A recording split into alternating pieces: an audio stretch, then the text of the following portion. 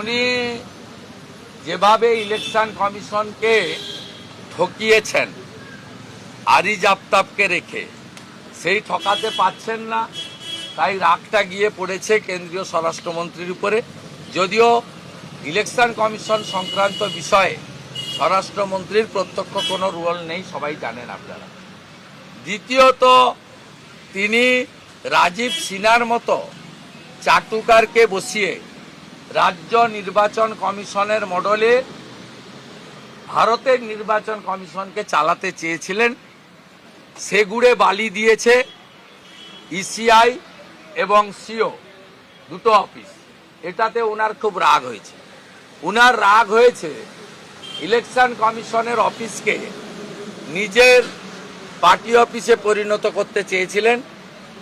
এক চিঠিতে election commission shipping corporation of ইন্ডিয়াতে অফিস শিফটিংয়ের ব্যবস্থা করে দিয়েছে।